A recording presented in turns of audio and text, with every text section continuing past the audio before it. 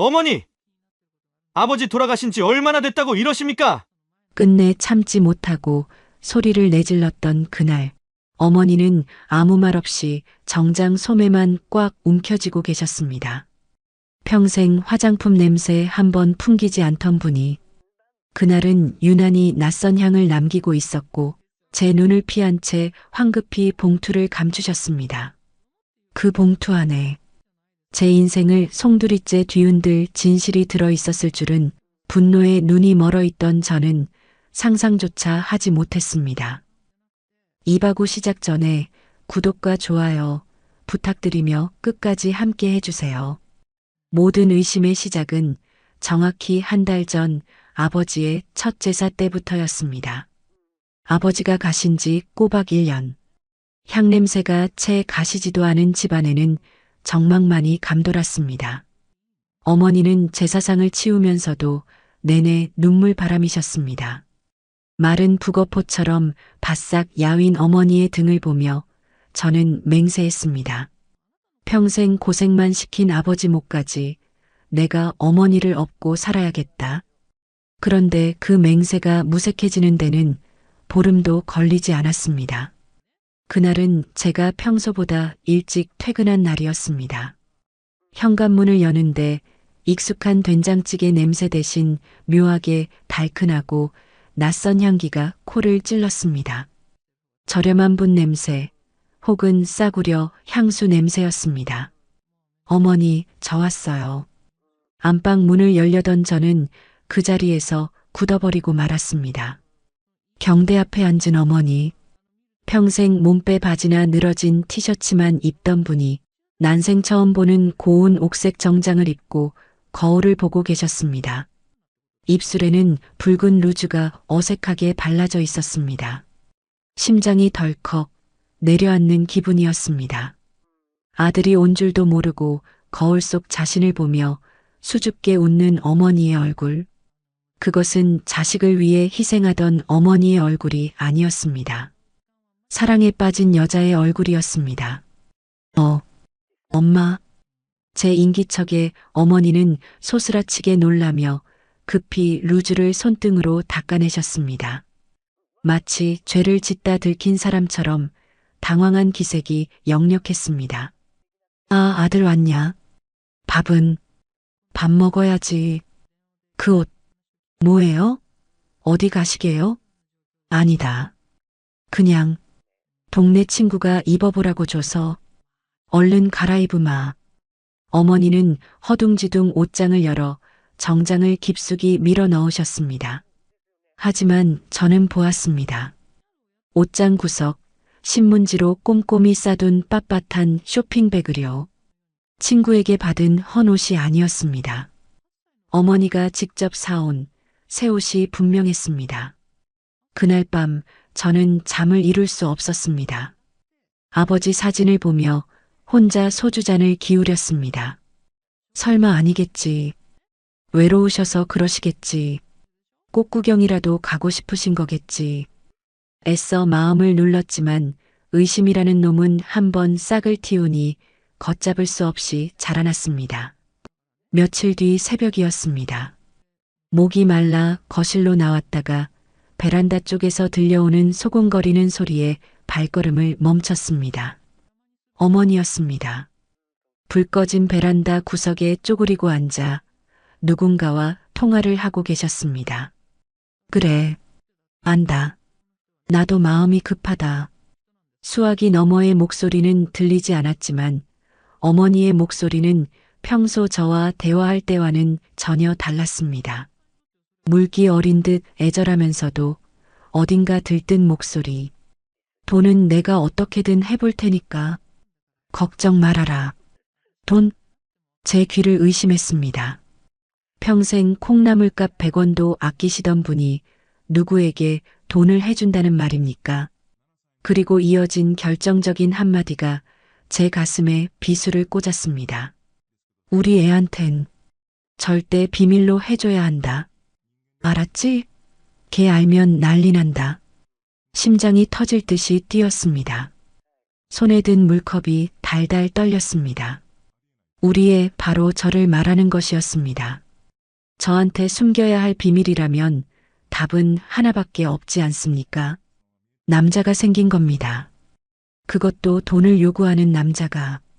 아버지가 평생 피땀 흘려 남겨주신 집과 쥐꼬리만한 유산, 그것을 노리는 제비 같은 놈일지도 모른다는 생각이 머릿속을 지배했습니다. 방으로 돌아와 이불을 뒤집었었지만 배신감에 치가 떨려 숨조차 제대로 쉴 수 없었습니다. 아버지 영정 사진이 어둠 속에서 저를 보고 있는 것만 같아 죄스러움에 가슴을 쳤습니다. 어머니, 어떻게 이러실 수 있습니까?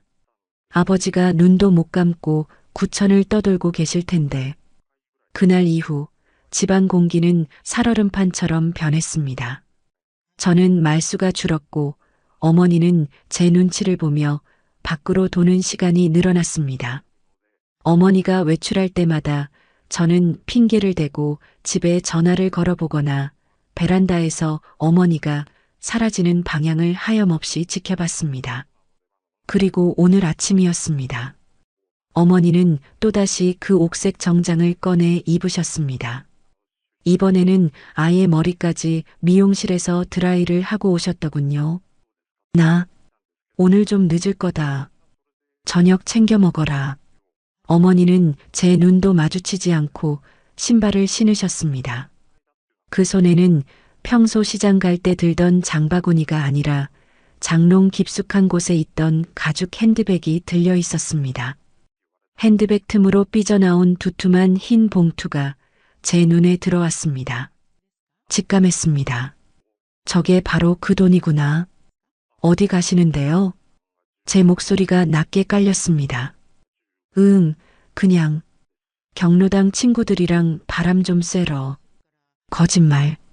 경로당 가는데 누가 저렇게 차려입고 돈 봉투를 챙깁니까? 어머니가 현관문을 닫고 나가는 소리가 제게는 마치 가족의 연을 끊고 나가는 소리처럼 들렸습니다. 더는 참을 수 없었습니다. 이대로 어머니를 보내면 정말 돌이킬 수 없는 일이 벌어질 것만 같았습니다. 그 남자가 누구든 오늘 내 눈으로 확인해야겠습니다. 그리고 어머니가 제 정신이 아니라면 억지로라도 끌고 와서 아버지 사진 앞에 무릎 꿇릴 것입니다. 저는 겉옷을 챙겨 들고 뛰쳐나갔습니다. 엘리베이터가 내려가는 숫자가 야속할 만큼 느리게 느껴졌습니다. 계단으로 뛰어내려가며 주머니 속 차키를 꽉 쥐었습니다. 손바닥에 땀이 흥건했습니다. 아파트 입구에 다다르자 저만치 택시를 잡는 어머니의 뒷모습이 보였습니다. 어머니는 주변을 두리번거리시더니 황급히 택시에 올라타셨습니다. 기사님, 저 앞 택시 좀 따라가 주세요. 빨리요. 제 차에 시동을 걸 틈도 없이 마침 단지 앞에 서 있던 빈 택시를 잡아탔습니다. 제 목소리에 놀란 기사님이 룸미러로 저를 힐끔 보더니 엑셀을 밟았습니다. 앞서가는 택시 뒷공무니를 쫓는 내내 제 머릿속은 온통 붉은색이었습니다. 분노인지 슬픔인지 모를 뜨거운 것이 목구멍까지 차올랐습니다. 어머니가 탄 택시가 향한 곳은 동네 시장도 친구네 집도 아니었습니다. 시내를 가로질러 한참을 달리더니 번화가 쪽으로 방향을 틀었습니다.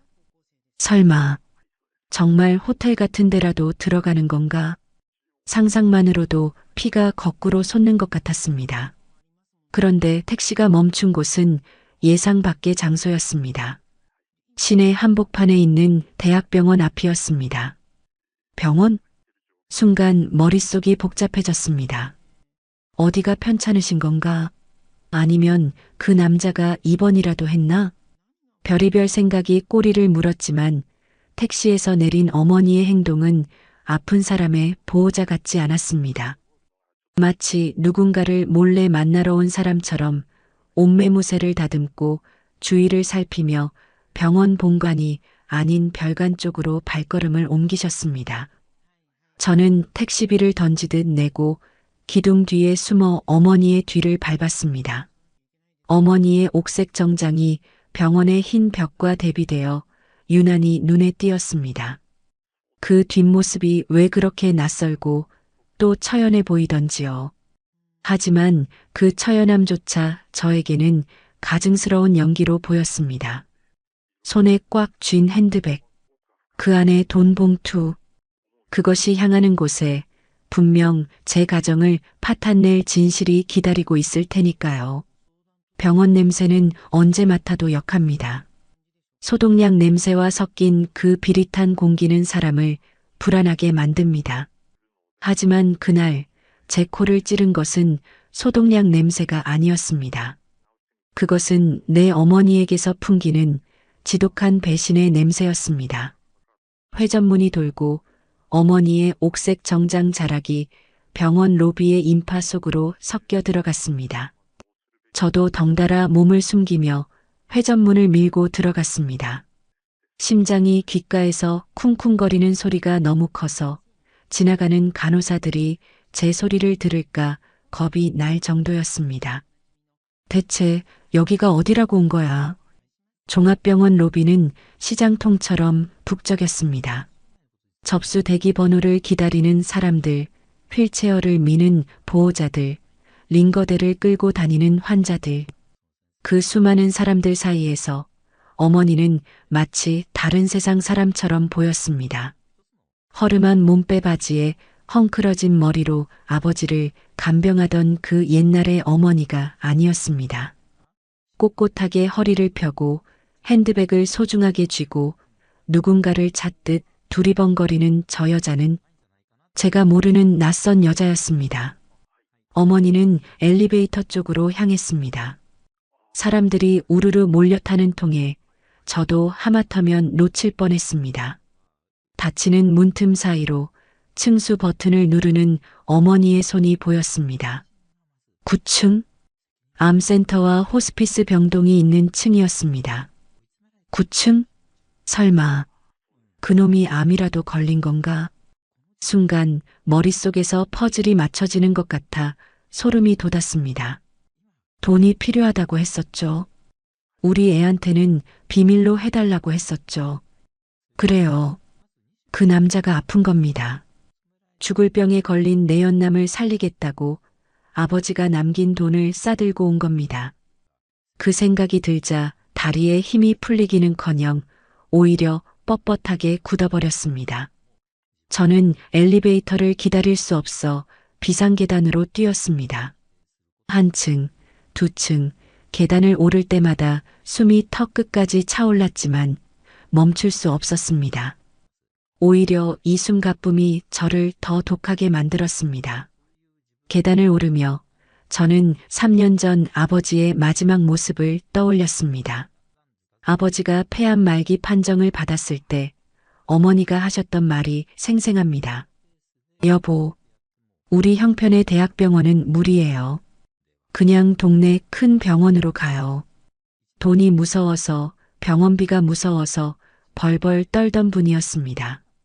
아버지는 그 말에 힘없이 고개를 끄덕이셨고 결국 제대로 된 치료 한번 못 받아보고 요양병원에서 쓸쓸히 눈을 감으셨습니다. 그런데 지금 당신의 남편을 그렇게 보낸 사람이 얼굴도 모르는 다른 사내를 위해서는 저렇게 곱게 차려입고 대학병원을 제 집처럼 드나든다는 말입니까? 9층에 도착했을 때 저는 땀범벅이 되어 있었습니다. 비상구 문을 아주 조금 손가락 하나 들어갈 만큼만 열고 복도를 살폈습니다. 긴 복도 끝 휴게실 소파에 어머니가 앉아 계셨습니다. 아직 그놈은 오지 않은 모양이었습니다. 어머니는 초조한지 다리를 계속 떨고 계셨습니다. 그러다 핸드백에서 손거울을 꺼내 이리저리 얼굴을 비춰보시더군요. 앞머리를 넘겼다 내렸다. 옷매무새를 다듬었다가 그 모습이 어찌나 정성스러운지 보고 있는 제 속이 문드러지는 것 같았습니다. 아버지가 살아계실 때 단 한 번이라도 저렇게 예쁘게 꾸미고 데이트라도 하셨더라면 제가 이렇게 억울하지는 않을 겁니다. 그때였습니다. 어머니가 핸드백을 열어 그 두툼한 흰 봉투를 꺼냈습니다. 봉투 입구를 살짝 벌려 안을 확인하시는데 언뜻 봐도 꽤 많은 현찰과 낡은 통장이 보였습니다. 아버지가 평생 공사판을 전전하며 모은 돈. 제가 장가갈 때 보태주겠다고 당신 입에 들어가는 밥알도 아껴가며 모은 그 돈일 겁니다. 엄마, 제발 이러지 마. 지금이라도 그냥 집으로 돌아가.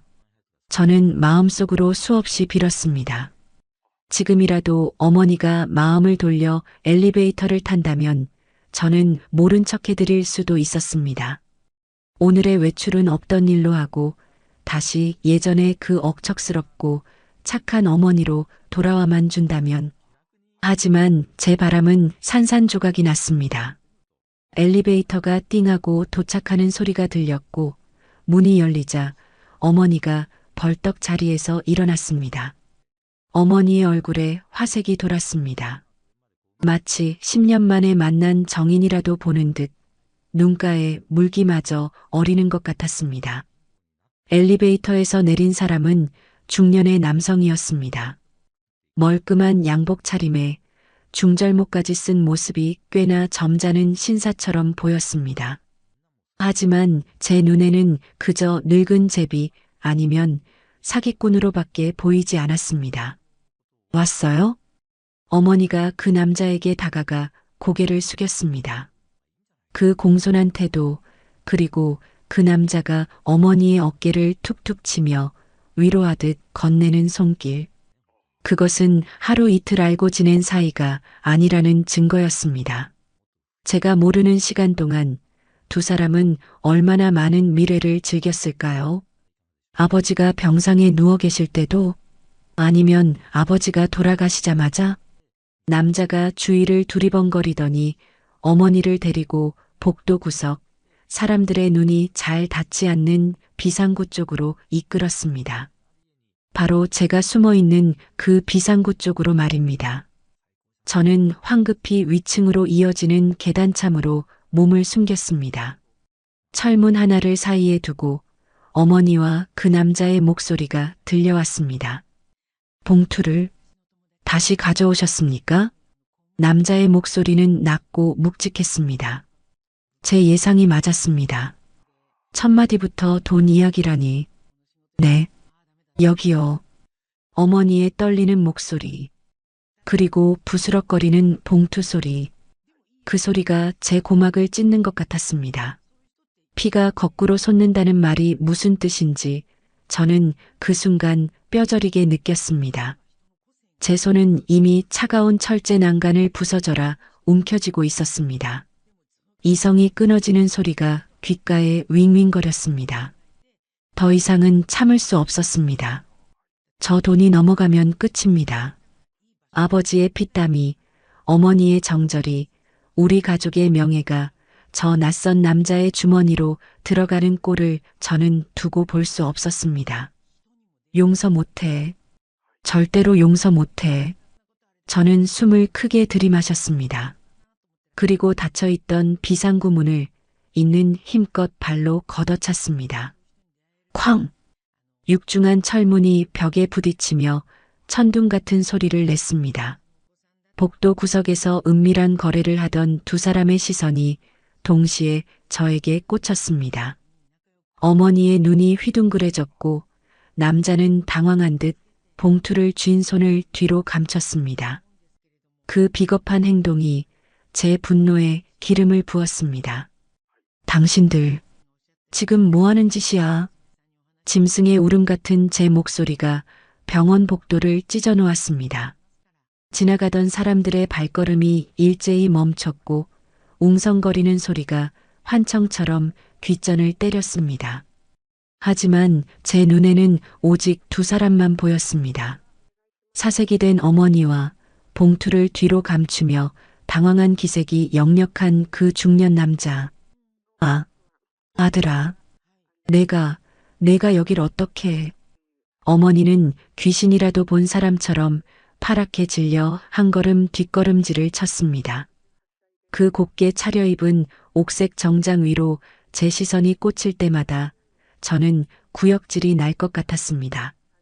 평생 자식과 남편밖에 모르던 여자가 낯선 사내 앞에서 저렇게 부끄러운 표정을 짓다니요. 저는 성큼성큼 다가가 남자의 멱살을 잡을 듯이 손을 뻗었습니다. 당신 누구야? 우리 어머니한테 무슨 짓을 한 거냐고. 이복의 젊은이. 흥분하지 말고 내 말 좀 들어보게나. 여긴 병원일세. 남자는 의외로 침착하게 제 손을 피하며 뒷걸음질 쳤습니다. 그 점잖은 말투와 태도가 오히려 제 속을 긁어놓았습니다. 도둑질을 하다 들켰으면서 뻔뻔하게 어른 행세를 하는 꼴이라니요. 병원? 병원이면 남의 집안 풍비박산 내도 됩니까? 우리 아버지 눈 감으신 지 겨우 1년입니다. 1년? 당신 우리 어머니한테서 대체 무슨 돈을 뜯어내는 거야? 제 목소리는 이미 통제할 수 없을 만큼 커져 있었습니다. 아버지가 평생을 바쳐 모은 그 돈. 그 돈이 저 남자의 더러운 주머니로 들어간다고 생각하니 피가 거꾸로 솟았습니다. 저는 남자의 뒤로 감춰진 손을 향해 달려들었습니다. 내놔. 그 돈 당장 내놓으라고. 아들아, 안 된다. 제발, 제발 참아라. 그때 어머니가 제 허리춤을 결사적으로 끌어안았습니다. 평소엔 제 팔뚝 하나 제대로 못 밀어내던 마른 몸 어디서 그런 힘이 났는지 어머니는 저를 필사적으로 막아섰습니다. 그 모습이 저를 더 미치게 만들었습니다. 비키세요. 엄마가 어떻게 나한테 이럴 수 있어? 아버지가 남긴 돈을 나한테는 비밀로 하고 저런 제비 같은 놈한테 갖다 바쳐? 엄마 미쳤어. 아니다. 그런 게 아니야. 어머니는 엉엉 소리내어 울며 제 바짓가랑이에 매달렸습니다. 경비원들이 멀리서 무전기를 들고 뛰어오는 모습이 보였습니다. 하지만 멈출 수 없었습니다. 여기서 물러서면 저는 영원히 바보 천치로 살게 될 것 같았습니다. 이거 나요. 저는 어머니의 손을 거칠게 뿌리쳤습니다. 그 반동으로 어머니가 복도 바닥에 털썩 주저앉았지만 저는 쓰러진 어머니를 일으켜줄 생각조차 하지 못했습니다. 저의 모든 신경은 오직 남자가 쥐고 있는 그 하얀 봉투에 쏠려 있었습니다. 이거 나라, 젊은이. 자네가 생각하는 그런 게 아니야. 남자가 봉투를 가슴팍으로 숨기며 방어했지만 저는 이미 눈이 뒤집힌 상태였습니다. 아무리 점잖은 척해도 나이 든 사람의 힘이 분노에 찬 젊은 저를 당해낼 수는 없었습니다. 내놓으라고 했지. 거친 몸싸움 끝에 찌익하는 소리와 함께 봉투가 찢어졌습니다. 허공으로 무언가가 흩뿌려지는 듯 하더니 바닥으로 둔탁한 소리를 내며 내용물들이 쏟아졌습니다. 팔랑거리는 5만원권 지폐 몇 장, 그리고 낡을 대로 낡은 국민은행 통장, 마지막으로 꼬깃꼬깃하게 접힌 누런 편지 봉투 하나. 저는 거친 숨을 몰아쉬며 바닥에 흩어진 것들을 노려보았습니다. 그런데 뭔가 이상했습니다. 남자가 빼앗기지 않으려 발버둥 쳤던 것은 돈이 아니었습니다. 바닥에 떨어진 지폐를 밟고 서서라도 남자는 황급히 그 낡은 통장과 편지를 주우려 허리를 굽혔습니다. 안 돼. 그건. 어느새 바닥에서 일어난 어머니가 비명을 지르며 남자의 손보다 먼저 그 편지를 낚아채려 몸을 날렸습니다. 하지만 제 손이 조금 더 빨랐습니다. 저는 어머니의 손을 피해 편지와 통장을 낚아챘습니다. 이게 뭔데? 이깟게 뭔데 이 난리야. 통장을 펼쳐 들었습니다. 손끝이 파르르 떨렸습니다. 통장 안쪽에는 꼬박 30년이 넘는 세월 동안 10,000원, 50,000원, 100,000원씩 차곡차곡 찍힌 입금 내역이 빼곡했습니다. 글씨가 거의 지워질 정도로 오래된 거래네요. 이건 아버지가 모은 돈이 아니었습니다. 우리 집에는 이렇게 오래된 통장 자체가 존재하지 않았으니까요. 예금주 이름 란을 확인하는 순간 저는 숨이 턱 막히는 것을 느꼈습니다. 이영희. 어머니의 이름은 김말순이었습니다. 이영희? 생전 처음 들어보는 이름이었습니다. 도대체 이 여자는 누구길래 이 오래된 통장을 우리 어머니가 가지고 있으며 왜 이 남자에게 전달하려 했던 걸까요? 혼란스러운 머리를 부여잡고 저는 덜덜 떨리는 손으로 편지 봉투를 뜯었습니다. 어머니가 아들아, 제발. 그거 보면 안 돼. 하고 통곡하며 제 바짓가랑이를 잡고 늘어졌습니다. 놓으세요. 당장 놓으라고. 어머니의 절규가 병원 복도를 메웠지만 저는 편지를 펼쳐들었습니다. 맞춤법도 다 틀리고 손이 떨린 듯 삐뚤빼뚤하게 꾹꾹 눌러 쓴 글씨였습니다. 내 아들, 장가갈 때 정장이라도 한 벌 해주고 싶었는데 눈앞이 번쩍 아득해졌습니다.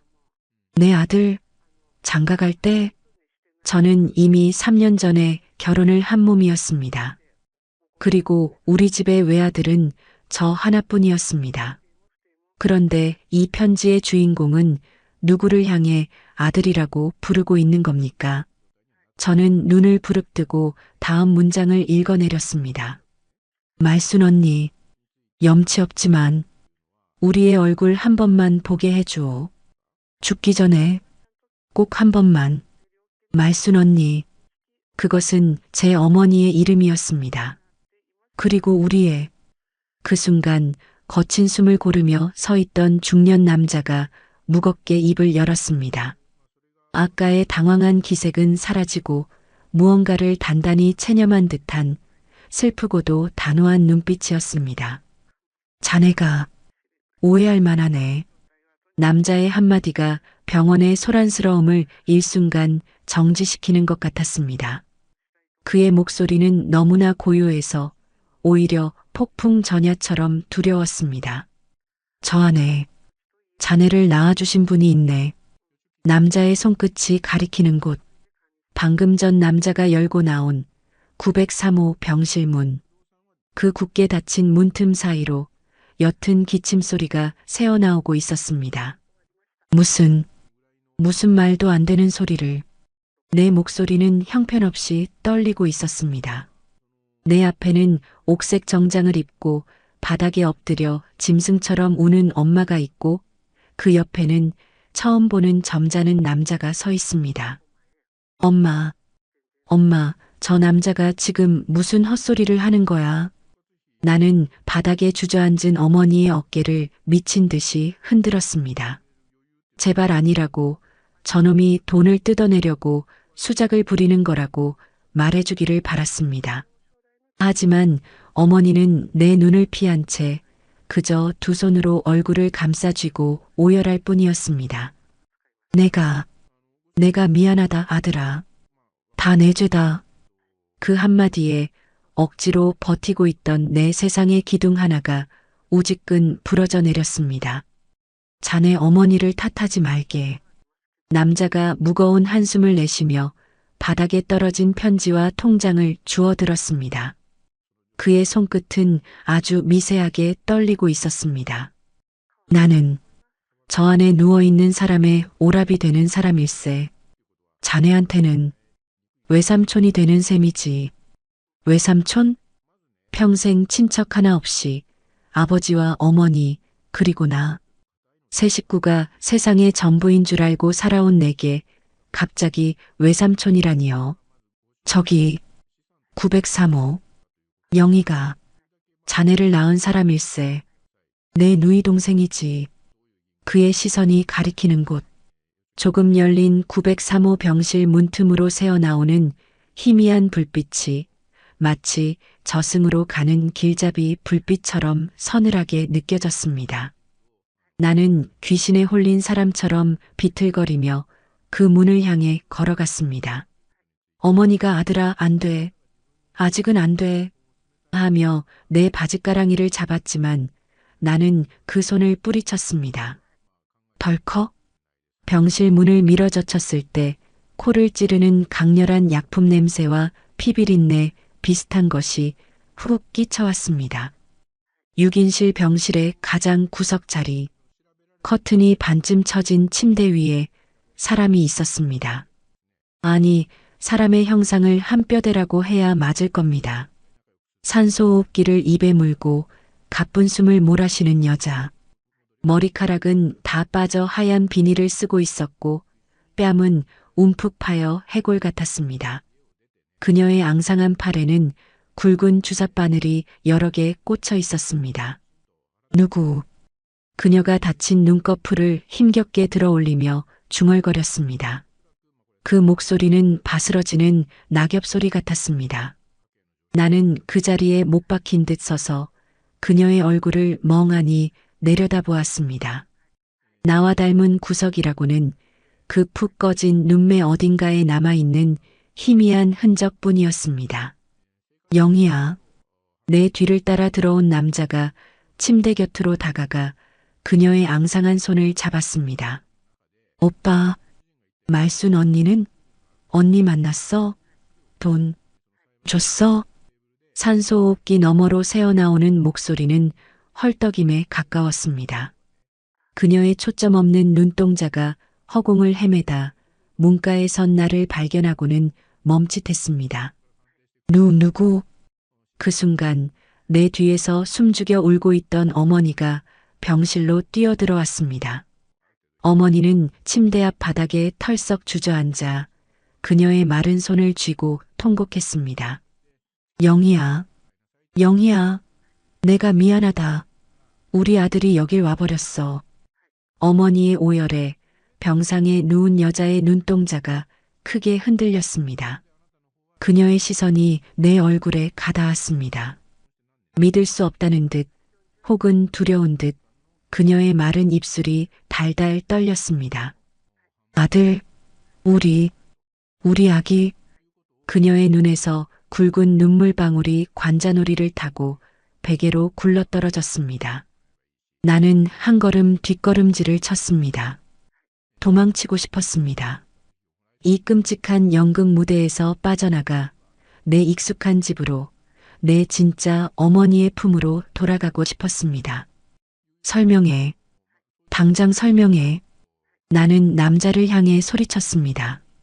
내 목소리는 병실을 쩌렁쩌렁 울렸지만 이상하게도 내 귀에는 내 목소리처럼 들리지 않았습니다. 남자는 침대 옆 보호자용간이 의자에 털썩 주저앉았습니다. 그의 얼굴에는 깊은 회한과 피로가 짙게 깔려 있었습니다. 30년 전 일일세. 남자가 천천히 입을 열었습니다. 영희는, 내 누이는 그 당시 식모살이를 하던 19살 어린애였지. 철도 모르던 애가 그 집 도련님한테 겁탈을 당하고 아이를 가졌어. 쫓겨나다시피 길거리로 나앉은 동생을. 무능한 나는 거두지 못했네. 남자의 눈시울이 붉어졌습니다. 나는 숨을 죽인 채 내 존재의 기원이 되는 그 끔찍한 이야기를 듣고 있었습니다. 달동네 단칸방에서 굶어 죽기 직전에 영희를 걷어준 사람이 바로 자네 어머니 김말순 씨였네. 내 시선이 바닥에 엎드린 어머니를 향했습니다. 어머니는 여전히 고개를 들지 못한 채 어깨를 들썩이고 있었습니다. 말순 씨 부부는 아이가 없었지. 영희가 뱃속에 자네를 품고 있을 때 말순 씨가 제 입에 들어갈 밥을 덜어 먹이며 영희를 돌봤어. 그리고 자네가 태어나던 날, 남자가 목이 메는 듯 말을 멈추고 마른 침을 삼켰습니다. 미혼모 딱지를 달고는 자네를 도저히 호적에 올릴 수도 키울 수도 없었지. 영희가 아이를 안고 수면제를 털어 넣으려던 날 밤, 말순 씨가 아이를 빼앗아 품에 안았네. 내가 내 호적에 올려 내 자식으로 키울 테니 넌 홀가분하게 떠나라고 말이야. 머릿속이 하얗게 벼락을 맞은 것 같았습니다. 평생 나를 위해 손발이 부르트도록 일했던 어머니. 아버지가 죽고 난 뒤에도 내 끼니를 챙기던 그 억척스러운 여자가 나를 살리기 위해 남의 핏덩이를 거둔 사람이었다고요? 영희는 자네를 말순 씨에게 맡기고 식당 주방 공사장 한바집을 전전하며 평생을 혼자 살았네. 자식 버린 죄인이라며 단 한 번도 말순 씨 앞에 나서지 않았어. 그런데 남자가 바닥에서 주운 그 낡은 통장을 내밀었습니다. 석 달 전에 영희가 췌장암 말기 판정을 받았네. 의사가 남은 시간이 길어야 한 달이라고 하더군.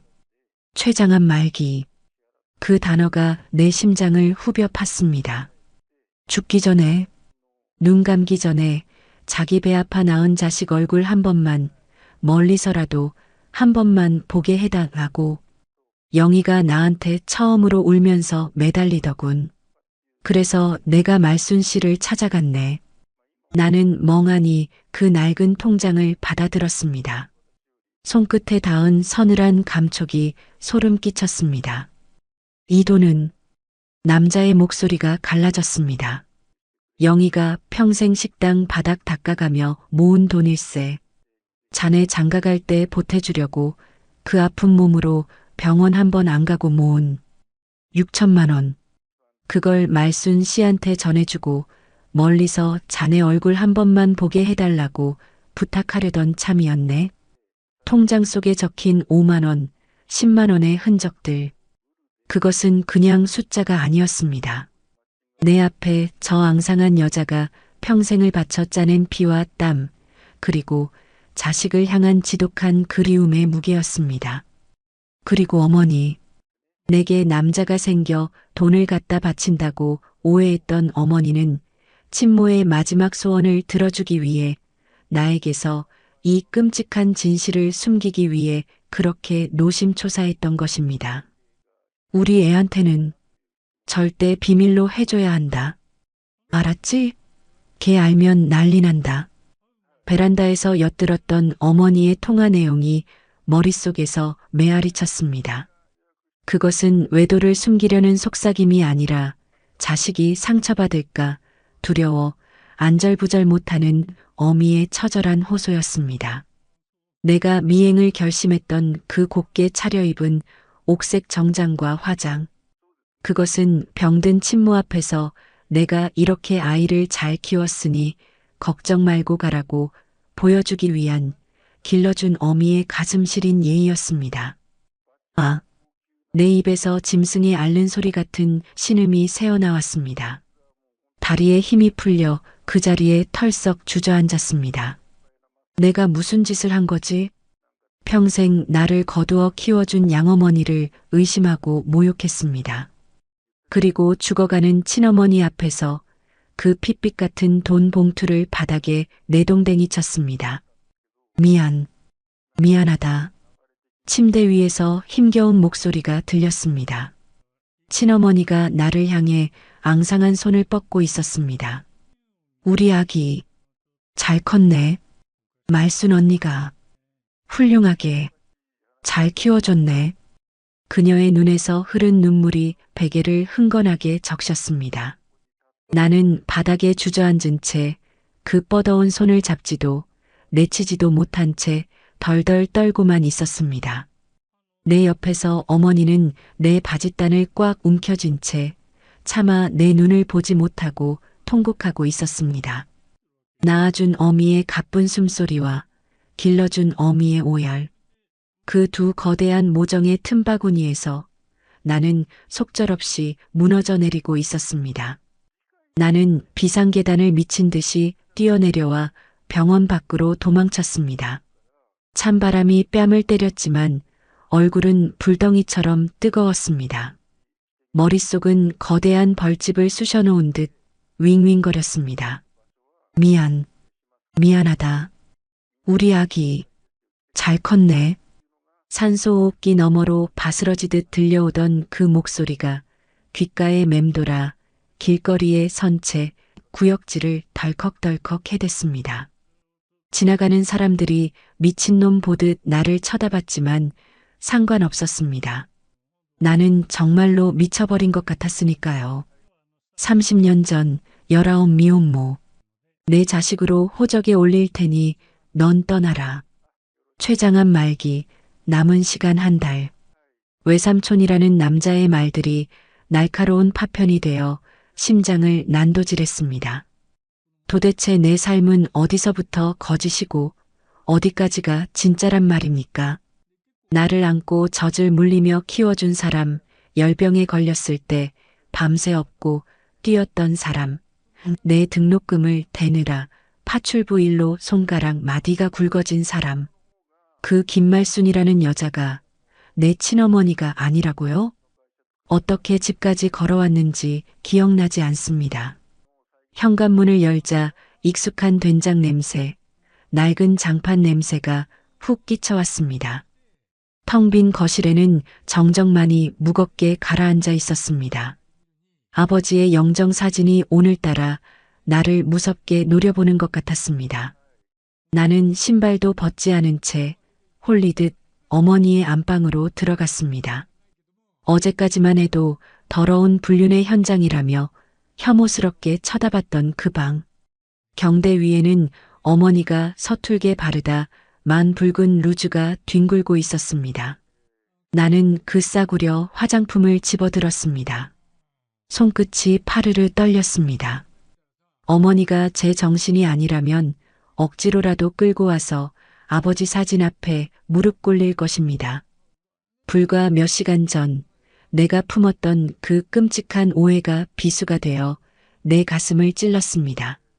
어머니는 남자를 만나러 가기 위해 꾸민 게 아니었습니다. 병든 동생, 아니 친모인 이영애 씨를 만나기 위해서였습니다. 자신이 거둔 핏덩이가 이렇게 버젓한 청년으로 이렇게 번듯하게 잘 자랐다는 것을 그 불쌍한 여자에게 말해주고 싶었을 겁니다. 내가 이만큼 아이를 잘 키웠으니 걱정 말고 가라고 길러준 어미로서 마지막 예의를 갖추기 위해 평생 안 입던 정장을 사고 입술을 발랐던 것입니다. 경대 서랍을 무작정 열었습니다. 어머니가 신문지로 꼼꼼히 싸두었던 그 옥색 정장의 빈 쇼핑백이 보였습니다. 쇼핑백 바닥에서 바스락거리는 종이 한 장이 떨어졌습니다. 옷을 산 영수증이었습니다. 그런데 영수증 뒷면에 내게 너무도 익숙한 굵은 글씨체가 보였습니다. 말순아, 우리 아들 훌륭하게 키워줘서 고맙소. 나중에 그 사람 만나러 갈 일 생기면 꼬질꼬질하게 가지 말고 꼭 예쁘게 입고 가시오. 흉잡히지 않게. 아버지의 글씨였습니다. 숨이 턱 막혔습니다. 아버지 역시 모든 진실을 알고 계셨던 겁니다. 자기 핏줄도 아닌 아이를 거두어 키우는 아내를 탓하지 않고 오히려 그 비밀을 죽는 날까지 가슴에 품고 무덤까지 안고 가셨던 겁니다. 그리고 아내가 언젠가 겪게 될 그 슬픈 만남을 예견하고 쌈짓돈을 몰래 남겨두셨던 모양입니다. 아, 짐승 같은 통곡이 터져나왔습니다. 나는 영수증을 가슴에 품고 방바닥에 엎드려 울었습니다. 바보같이, 천치같이. 나는 그것도 모르고 어머니가 아버지를 배신했다며 그깟 낡은 통장을 빼앗겠다고 병원 복도에서 어머니를 바닥에 내동댕이 쳤습니다. 얼마나 울었을까. 창밖이 어둑어둑해졌을 때쯤 현관문 열리는 소리가 들렸습니다. 아들아. 불 꺼진 거실에 기진맥진한 어머니가 서 있었습니다. 옥색 정장은 구겨지고 흙먼지가 묻어 있었고 화장은 눈물에 지워져 엉망이었습니다. 어머니는 신발도 벗지 못한 채 현관에 주저앉아 있었습니다. 나는 방에서 뛰쳐나갔습니다. 어머니는 내 얼굴을 보자마자 바닥에 엎드리며 두 손을 싹싹 비비기 시작했습니다. 내가 죽일년이다. 내가 죄인이야. 우리 아들 평생 모르게 하려고 했는데 내가 모자라서 그 불쌍한 것 소원 하나 들어주려다 우리 아들 가슴에 대못을 박았어. 날 욕해라. 이 못난 어미를 쳐 죽여라. 어머니의 쉰 목소리가 거실 바닥을 울렸습니다. 나는 어머니 앞에 무릎을 꿇었습니다. 그리고 그 거칠고 굵어진 두 손을 덥석 잡았습니다. 어머니, 엄마, 내가 엄마라고 부르자 어머니의 어깨가 크게 움찔했습니다. 엄마가 왜 죄인이야? 내가 죄인이지. 엄마가 날 버렸으면 난 진작에 길바닥에서 죽었을 텐데. 남의 자식 걷어서 뼈 빠지게 고생하게 한 게 난데. 아니다. 아니야. 어머니가 내 입을 틀어막았습니다. 그녀의 눈에 피눈물 같은 붉은 핏발이 서 있었습니다. 넌 내 새끼다. 내 배로 낳진 않았어도 내 젖이 안 나와 밤새 맹물 끓여 먹이며 밤을 새웠어도 넌 하늘이 두 쪽 나도 내 새끼야. 내 아버지가 그렇게 예뻐했고 내가 그렇게 품어 키웠어. 누가 뭐래도 그깟 핏줄이 무슨 소용이냐. 내 속으로 낳은 자식보다 더 귀한 내 새끼다. 어머니는 나를 끌어안고 통곡했습니다. 나도 어머니의 굽은 등을 껴안고 어린아이처럼 엉엉 울었습니다. 나를 향해 쏟아지는 이 거대한 사랑의 무게를 나는 감히 짐작조차 할 수 없었습니다. 그 사람, 불쌍한 사람이다, 아들아. 한참을 울던 어머니가 내 어깨를 다독이며 젖은 목소리로 말했습니다. 19살에 널 낳고 평생을 죄인처럼 살았어. 식당 바닥 닦으면서도 혹시라도 너한테 해가 갈까봐 멀리서 지켜보지도 못했어. 그 돈, 6천만 원. 그거 모으겠다고 제 몸뚱이 다 망가지는 줄도 모르고 미련하게. 어머니는 말을 잇지 못하고 다시 흑흑 흐느꼈습니다. 내가 널 안 뺏었으면 차라리 지 새끼 키우면서 억척스럽게라도 살았을지 모르는데. 내가 이기적이라서 널 뺏어왔어. 그래서 그 사람이 저렇게 된 것 같아서 내가 천벌을 받으려니야. 아니에요, 엄마. 그런 말 마요. 나는 눈물을 닦으며 어머니의 얼굴을 똑바로 보았습니다. 엄마가 나 살린 거예요. 그리고 그분도, 나 낳아주신 그분도 날 살리기 위해 떠나신 거잖아요. 그렇습니다.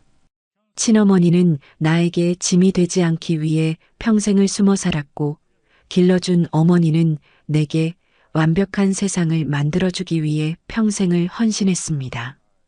나는 버려진 아이가 아니었습니다. 세상 그 누구보다 두 어머니의 치열한 사랑과 희생을 양분 삼아 자라난 가장 축복받은 아이였습니다. 엄마, 나는 굳게 결심한 듯 떨리는 목소리로 말했습니다. 내일 병원에 가요. 같이 가요, 엄마. 어머니의 눈이 커졌습니다. 가서 그분한테 낳아주셔서 고맙다고. 그리고 우리 엄마가 이렇게 잘 키워주셨으니까 안심하고 눈 감으시라고. 내가 말씀드릴게요. 어머니는 왈칵 눈물을 쏟으며 내 가슴에 얼굴을 묻었습니다. 아이고, 내 새끼. 장하다. 내 새끼. 고맙다. 밤은 깊어가고 아버지가 남긴 낡은 벽시계의 초침 소리만이 우리 모자의 통곡 사이로 째깍거리고 있었습니다. 내일이면 나는 다시 그 903호 병실의 문을 열어야 합니다. 그리고 이번에는 도망치지 않고 내 삶의 두 근원 앞에 당당히 설 것입니다. 다음 날 아침 공기는 어제보다 더 차가웠습니다. 하지만 내 가슴속 불길은 밤새 한숨도 자지 못한 탓인지 아니면 어제 쏟아낸 눈물 탓인지 잔잔하게 식어 있었습니다. 밤새 울다 지쳐 거실 소파에 쓰러져 잠든 어머니를 깨웠습니다. 어머니의 눈두덩은 퉁퉁 부어 있었고 얼굴에는 피로와 근심이 가득했지만 나를 보는 눈빛만큼은 어느 때보다 따뜻했습니다. 엄마 가요. 내 짧은 한마디에 어머니는 아무 말 없이 고개를 끄덕이고는 어제 흙먼지가 묻은 옥색 정장을 말끔하게 털어 다시 입으셨습니다. 그리고 아버지가 남긴 그 영수증을 핸드백 깊숙이 챙겨 넣으셨습니다. 다시 찾은 시내 대학병원. 엘리베이터를 타고 9층으로 올라가는 내내 우리는 단 한마디도 나누지 않았습니다. 하지만 어머니가 내 손을 꽉 쥐고 계셨고 그 투박하고 따뜻한 체온이 나를 지탱해주고 있었습니다. 어제 내가 이성을 잃고 발로 걷어찼던 그 비상구 철문 앞을 지나 903호 병실 앞에 섰습니다. 병실 문틈으로 간호사들이 분주하게 움직이는 모습이 보였습니다. 심장이 덜컥 내려앉았습니다. 혹시 간밤에 무슨 일이라도. 내가 문을 열기도 전에 안에서 먼저 문이 열리며 외삼촌이 수척한 얼굴로 나왔습니다. 그는 나와 어머니를 번갈아 보더니 깊은 안도의 한숨을 내쉬었습니다. 어서 들어오세요. 영희가. 간밤에 숨이 몇 번이나 넘어갔는지 모릅니다. 외삼촌의 말에 어머니가 헉 하고 숨을 들이켜며 병실 안으로 뛰어들어갔습니다. 나도 그 뒤를 따랐습니다. 어제 보았던 그 해골 같은 여인. 친어머니는 산소호흡기 대신 얇은 콧줄에 의지한 채 초점 없는 눈으로 허공을 응시하고 있었습니다. 그녀의 앙상한 가슴이 힘겹게 오르내릴 때마다 쌕쌕거리는 쇳소리가 났습니다. 영희야, 영희야, 정신 좀 차려봐라. 우리 아들 왔다. 내 새끼 왔다. 어머니가 침대 곁에 무릎을 꿇고 그녀의 깡마른 손을 부여잡았습니다. 친어머니의 감긴 눈꺼풀이 미세하게 떨리더니 천천히 눈을 떴습니다. 탁하게 흐려진 동공이 이리저리 흔들리다 마침내 침대 발치에 선 내게 멈췄습니다. 아, 그녀의 마른 입술 사이로 바람 새는 듯한 소리가 흘러나왔습니다. 나는 어제처럼 도망치지 않았습니다. 대신 천천히 걸음을 옮겨 두 어머니가 맞잡고 있는 그 손 위로 내 손을 포겠습니다. 차갑고 거칠었습니다. 내 손을 키워준 어머니의 굳은 살과는 또 다른 평생 험한 물 만지며 살아온 여자의 얼음장 같은 손이었습니다. 저 왔어요. 내 목소리가 병실 안의 무거운 공기를 갈랐습니다. 우리 아기. 친어머니의 눈가에서 주르륵 굵은 눈물이 흘러내려 베개를 적셨습니다. 그녀는 남은 힘을 다해 내 손을 꽉 쥐려 했지만 그 악력은 갓난아이의 잼잼보다도 약했습니다. 나는 어제 병원 복도에 내동댕이 쳤던 그 낡은 통장과 편지 봉투를 품속에서 꺼냈습니다. 외삼촌이 밤새 챙겨두었던 것을 아침에 건네받은 터였습니다.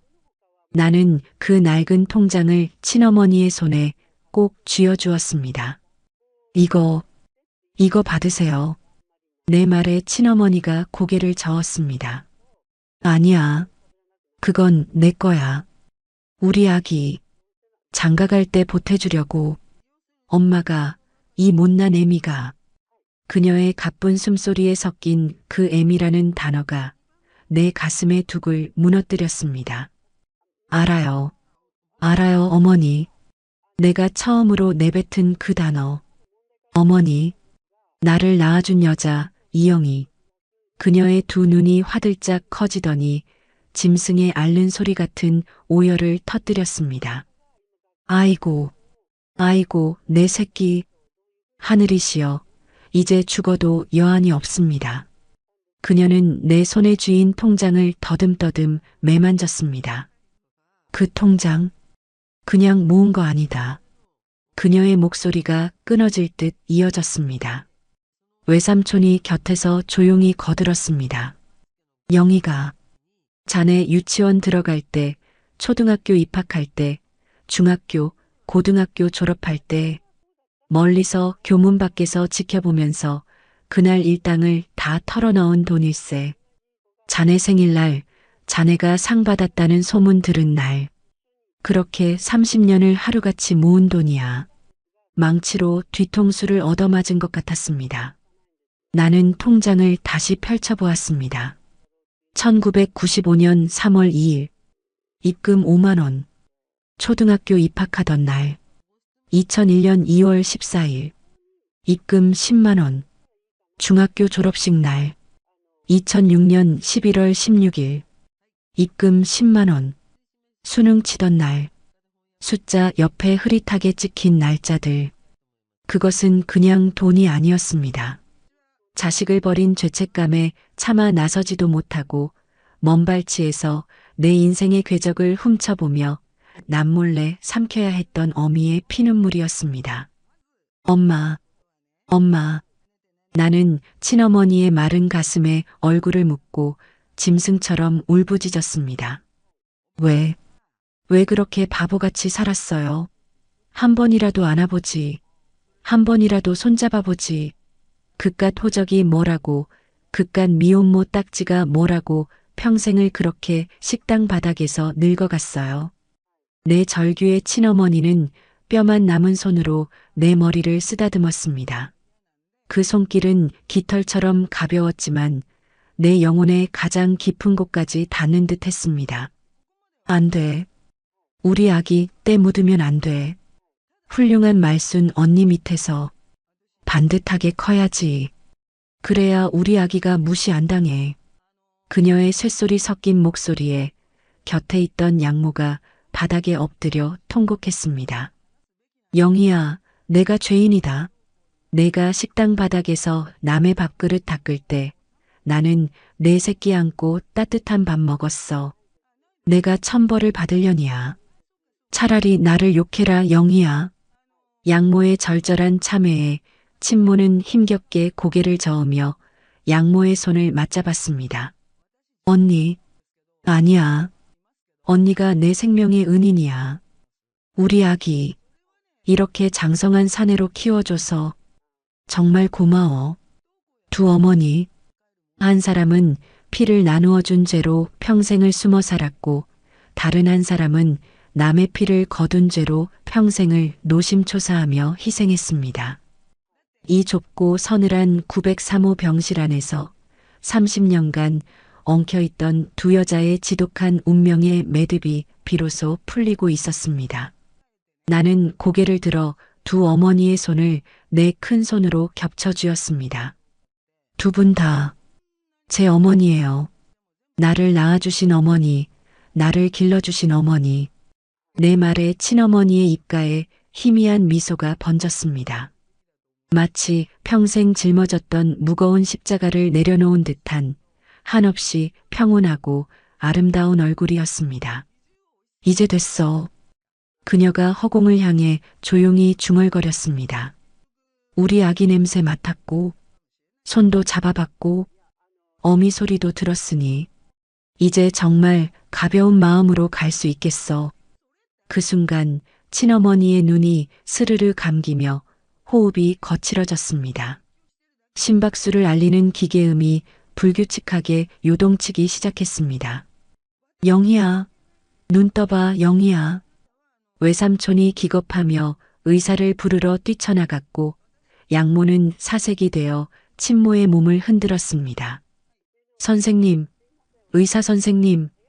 외삼촌의 다급한 외침과 함께 의사와 간호사들이 우르르 몰려들어왔습니다. 그들은 기계 조작 버튼을 누르고 산소호흡기 압력을 조절하며 바쁘게 움직였습니다. 하지만 그들의 눈빛에는 이미 체념이 깃들어 있었습니다. 죽음의 그림자가 친어머니의 앙상한 몸 위로 짙게 드리워지고 있다는 것을 그 자리에 있는 모두가 직감하고 있었습니다. 영희야, 안 돼. 영희야, 눈 좀 떠봐. 우리 아들이 내 손 잡고 있잖아. 어머니는 의사들에게 떠밀려 뒤로 물러나면서도 친어머니를 향해 처절하게 손을 뻗었습니다. 나는 의사들의 틈바구니 속에서 굳어버린 듯 서 있었습니다. 차갑게 식어가는 친어머니의 손. 그 손을 놓치면 방금 찾은 나의 반쪽짜리 세상이 영원히 사라져버릴 것만 같았습니다. 가족분들, 이제 마지막 인사를 하시는 게 좋겠습니다. 담당 의사의 낮고 무거운 목소리가 떨어졌습니다. 그 순간 병실 안의 시간이 멈춘 것 같았습니다. 오직 기계음만이 그녀의 남은 시간을 초 단위로 깎아내고 있었습니다. 나는 떨리는 무릎을 애써 펴고 친어머니의 침상 곁으로 바짝 다가갔습니다. 그녀의 눈은 반쯤 감겨 있었고 호흡은 잦아들고 있었습니다.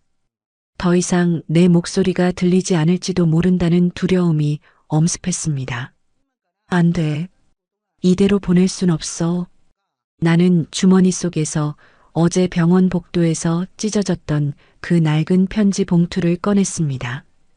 어제는 제대로 읽어보지도 못하고 분노에 차 바닥에 던져버렸던 그녀의 일생이 담긴 그 편지. 어머니. 나는 친어머니의 귀 가까이에 입을 댔습니다. 내 목소리가 떨려 제대로 나오지 않았지만 억지로 침을 삼키며 목청을 다듬었습니다. 어머니가 쓰신 이 편지, 제가 지금 읽어드릴게요. 들리시죠? 어머니 목소리 대신 제가 제 목소리로 읽을게요. 친어머니의 감긴 눈꺼풀이 미세하게 파르르 떨렸습니다. 듣고 계신 겁니다. 나는 조심스럽게 세상에서 가장 귀한 보물을 다루듯 편지지를 펼쳤습니다. 눈물이 시야를 가려 글씨가 번져 보였지만 나는 한자 한자 또박또박 소리 내어 읽기 시작했습니다.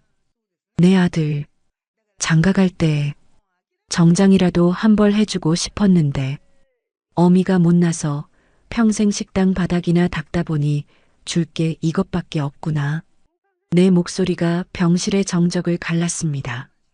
양어머니는 두 손으로 입을 틀어막은 채 오열했고 외삼촌은 창밖으로 고개를 돌렸습니다. 말순 언니, 염치 없지만 우리의 얼굴 한 번만 보게 해주오. 죽기 전에 꼭 한 번만 내 새끼가 어떻게 컸는지 그 잘생긴 얼굴 한 번만 눈에 담고 갈 수 있게 해주오. 편지지를 쥔 내 손이 격하게 떨렸습니다. 삐뚤빼뚤한 글씨체, 배우지 못한 여자의 서툰 맞춤법. 하지만 그 투박한 글자들 사이에는 30년 동안 꾹꾹 눌러 참았던 피 맺힌 그리움이 화라산처럼 끓어오르고 있었습니다. 나는 목이 메어 잠시 숨을 고른 뒤 다음 문장을 이어갔습니다. 아들아, 넌 모르겠지만 어미는 널 매일 보고 살았다. 내가 말순 언니 손잡고 초등학교 입학하던 날 노란 우산 쓰고 가던 내 뒷모습, 중학교 교복 입고 늠름하게 걸어가던 모습. 어미는 그 식당 뒷골목에서 다 지켜봤어. 널 품에 안아보지 못한 건 내 평생의 한이지만 내가 그 훌륭한 언니 밑에서 구김살 없이 커준 것만으로도 난 매일매일 하늘에 감사했다. 눈물이 후두둑 떨어져 편지지 위로 번졌습니다. 아, 어머니. 어머니는 늘 제 곁에 계셨군요. 내가 넘어져 무릎이 깨졌을 때, 내가 상장을 받아들고 활짝 웃었을 때, 그 모든 순간 보이지 않는 곳에서 숨죽여 울고 웃으며 내 삶의 궤적을 쫓고 계셨군요. 그리고 마지막 문장. 그 문장에 내 심장이 덜컥 내려앉았습니다. 그리고 형부, 우리 아들 사진 몰래 가져다 주셔서 고맙습니다. 이 사진 내 부적처럼 평생 가슴에 품고 다녔소. 형부, 바로 우리 아버지였습니다. 나는 편지 봉투 안쪽을 황급히 뒤집어 보았습니다. 봉투 안에서 작고 낡은 흑백 사진 한 장이 툭 떨어졌습니다. 내 100일 사진이었습니다. 그리고 뒷면에는 내 돌사진, 유치원 재롱잔치 사진. 아버지가 몰래 이 친어머니에게 내 커가는 모습을 전해주고 계셨던 겁니다. 길러준 아내의 헌신을 지켜주면서도 핏덩이를 포기해야 했던 한 여자의 끊어질 듯한 숨통을 그 사진 몇 장으로 이어주고 계셨던 겁니다. 아버지, 내 입에서 짐승 같은 탄식이 터져 나왔습니다. 친어머니는 내가 내던진 그 낡은 통장과 더불어 아버지가 전해준 내 사진들을 평생의 부적처럼 품고 식당 바닥을 닦으며 살아왔던 겁니다. 어머니, 듣고 계세요? 나는 편지와 사진을 친어머니의 앙상한 손에 꼭 쥐어주었습니다. 그리고 그녀의 얼굴에 내 볼을 비볐습니다. 서늘했던 그녀의 뺨이 아주 잠깐 미세하게 따뜻해지는 것을 느꼈습니다. 제가 다 기억할게요. 어머니가 제 뒤에서 평생 흘리신 눈물, 어머니가 제 생일마다 10,000원, 50,000원씩 모아주신 그 피 같은 돈, 그리고 우리 아버지, 엄마가 저를 위해 평생 짊어진 그 무거운 비밀. 제가 평생 잊지 않고 다 갚으며 살게요. 내 절규에 가까운 맹세가 병실을 울렸습니다. 그 순간이었습니다. 아들아, 친어머니의 입술이 아주 희미하게 바람처럼 달싹였습니다. 그녀의 눈꺼풀이 천천히 열리더니 마지막 남은 생명의 불꽃을 모두 태워내듯 맑아진 눈동자가 나를 향했습니다. 우리 아기, 내 새끼, 고맙다. 그녀의 입가에 옅은 미소가 번졌습니다. 평생의 죄책감과 한 그 모든 짐을 내려놓은 세상에서 가장 평온한 얼굴이었습니다. 영희야, 영희야. 양모가 울부짖으며 그녀의 몸을 끌어안았습니다. 친어머니의 시선이 나와 양모를 번갈아 바라보더니 마침내 허공 어딘가로 멈추었습니다. 이제 됐어.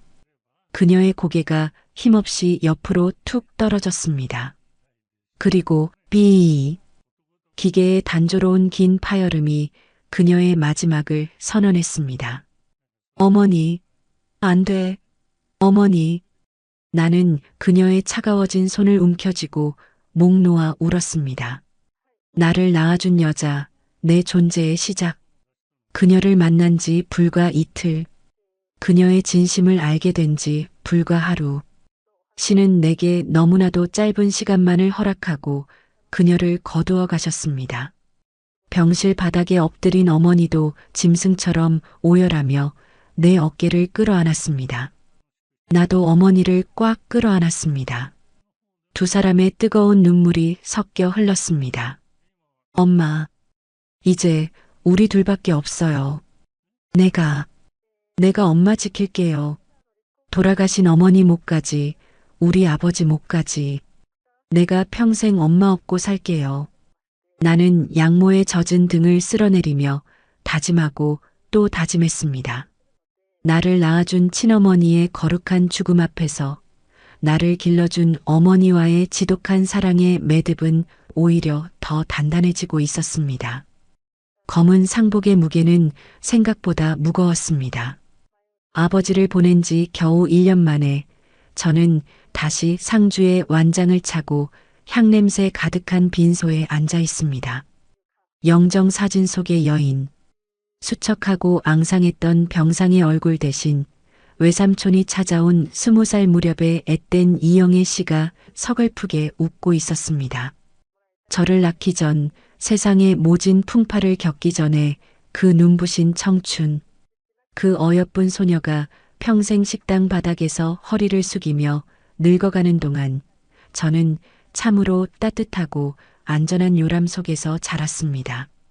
저는 주머니 속에서 그 낡은 국민은행 통장을 꺼내 만지작거렸습니다. 6천만 원. 친어머니가 당신의 피와 땀, 어쩌면 뼈와 살을 깎아 모은 제 결혼 자금. 내 아들, 장가갈 때 정장이라도 한 벌 해주고 싶었는데 그녀의 편지 구절이 귓가에 맴돌아 또다시 코끝이 찡해졌습니다. 저는 그 돈으로 정장을 입는 대신 세상에서 가장 고운 윤달 수의를 지어 올렸습니다.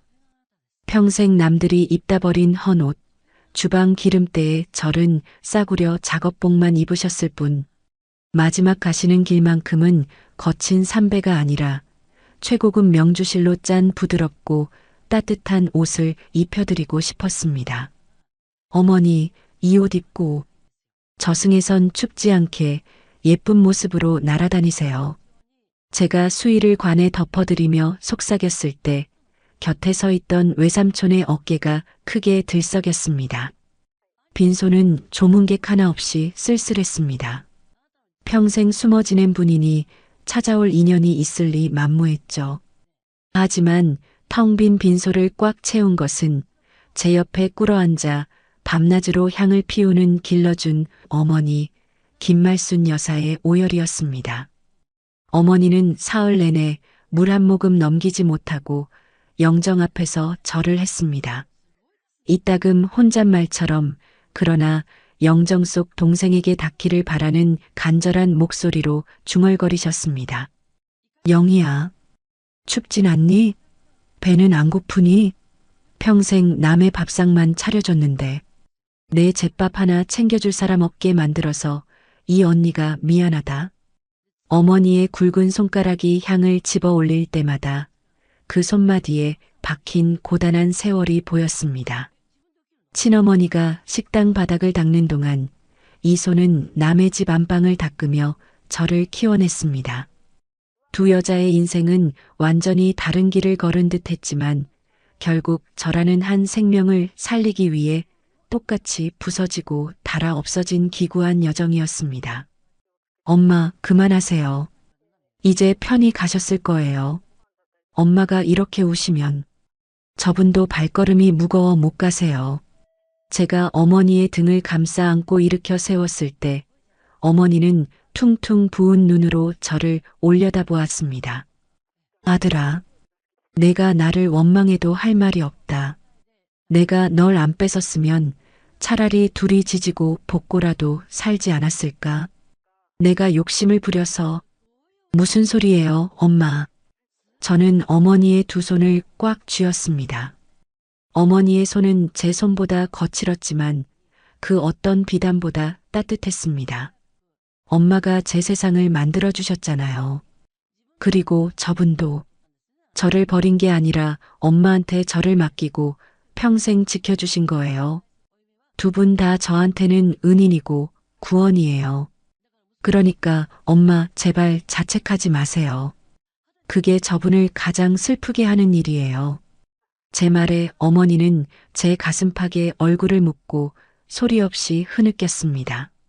저는 어머니의 등을 쓰다듬으며 영정 사진 속의 친어머니를 바라보았습니다. 사진 속 그녀가 맞아. 내 말이 맞아라고 속삭이며 웃어주는 것 같았습니다. 납골당에 유골함을 안치하던 날, 하늘은 눈이 시리도록 푸르고 맑았습니다. 작은 유리암 안에는 유골함과 함께 낡은 통장, 그리고 아버지가 몰래 전해주셨다던 제 어릴 적 사진들이 나란히 놓였습니다. 그리고 어머니가 손수 적어 넣은 작은 쪽지 하나가 곁들여졌습니다. 내 동생 영희야, 우리 아들, 내가 하늘나라 가는 날까지 눈물 안 흘리게 잘 거둘게. 거기서 형부 만나면 내가 고맙다고 했다고 전해다오. 유리문이 닫히고 우리는 그 앞에 서서 오래도록 고개를 숙였습니다.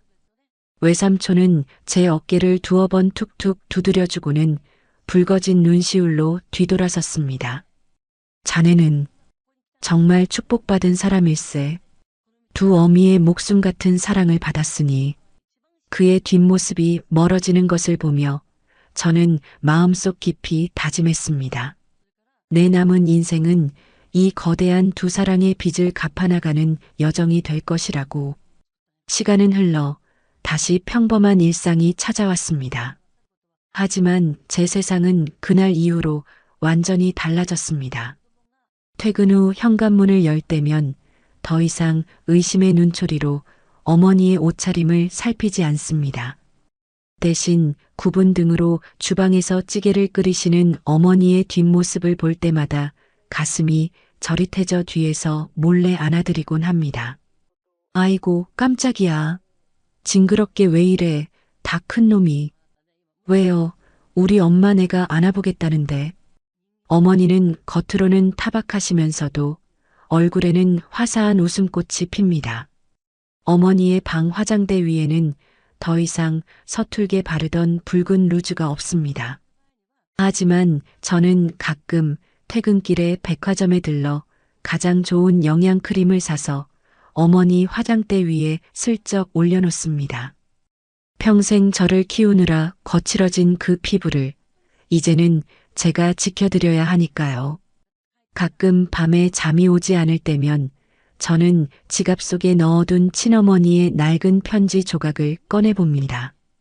분노에 눈이 멀어 어머니를 의심하고 아버지의 유산을 빼돌린다고 착각했던 그 어리석었던 시간. 만약 제가 그때 병원 복도에서 조금만 늦게 이성을 찾았더라면 어땠을까요? 끝까지 편지를 읽지 않고 죽어가는 친어머니의 손을 뿌리쳤더라면 저는 평생을 용서받지 못한 죄인으로 살아야 했을 겁니다. 어머니가 그토록 제게 숨기고 싶어 했던 그 서툰 비밀이 사실은 저라는 세상을 지키기 위한 가장 지독하고 눈물겨운 사랑이었다는 것을 저는 그 낡은 통장을 부여잡고 짐승처럼 울고 나서야 비로소 깨달았습니다. 요즘 들어 부쩍 밤바람이 찹니다. 오늘 밤에는 왠지 저를 낳아주신 분의 수줍은 얼굴과 저를 길러주신 분의 환한 웃음이 나란히 꿈에 찾아올 것만 같습니다. 그곳에서는 두 분이 아무런 죄책감 없이 서로 손을 맞잡고 따뜻한 아랫목에 마주 앉아 계시기를. 그리고 당신들이 목숨 걸고 지켜낸 이 아들이 얼마나 두 분을 사랑하고 그리워하는지 바람결에라도 전해지기를 간절히 바라봅니다. 남겨진 국화 한 송이처럼 시들어버릴 뻔했던 제 마음은 두 어머니가 뿌려준 그 거대한 사랑 덕분에 다시 뿌리를 내렸습니다. 저는 오늘 하루도 두 분의 목까지 헛되지 않게 살아내려 합니다. 오늘의 이바구는 여기까지입니다. 끝까지 함께 해주셔서 감사드리며 구독과 좋아요 눌러주시면 놀라운 인생 사연들을 누구보다 먼저 무료로 만나보실 수 있습니다.